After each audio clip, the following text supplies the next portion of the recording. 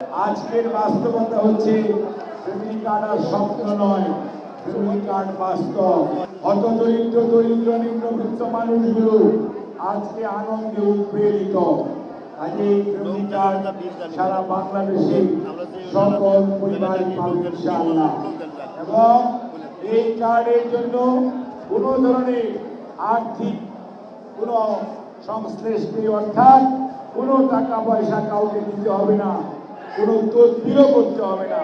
Family কার্ডের জন্য এই দেশের প্রশাসনিক জেলা, উপজেলা, ইউনিয়ন এবং ওয়ার্ডের পর্যন্ত কর্মরত কর্মকর্তা এবং কর্মচারীগণ নিরলসভাবে পরিশ্রম করেছেন, করবেন এবং করতেই থাকবে।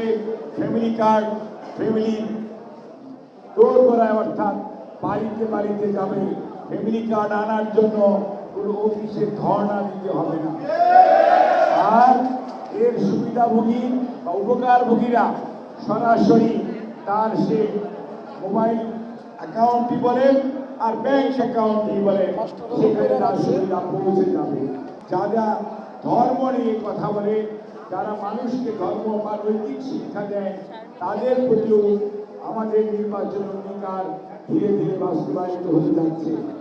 আর কয়েকদিন আগেই দেখেছেন বাংলাদেশের 16 তারিখে খাল খনন কর্মসূচি উদ্বোধন হয়েছে বাংলাদেশের 54টি জেলায়, যেটি 1977-এ শহীদ রাষ্ট্রপতি জিয়াউর রহমান শুরু করেছিলেন। কারণ সেচ ভালো হয়, কৃষকের উৎপাদিত ফসল ভালো হবে, আর খালের মধ্যে মৎস্য চাষ যেমন করা যাবে, হাঁস পালন করা যাবে। খালের দুই পারে যদি আপনি বৃক্ষরোপণ করেন, তাহলে পরিবেশের ভারসাম্য রক্ষা হবে এবং বাংলাদেশকে আস্তে আস্তে মাটির তলের যে পানি, অর্থাৎ গ্রাউন্ড ওয়াটার, সেটি গ্রাজুয়ালি নিচে চলে যাচ্ছে।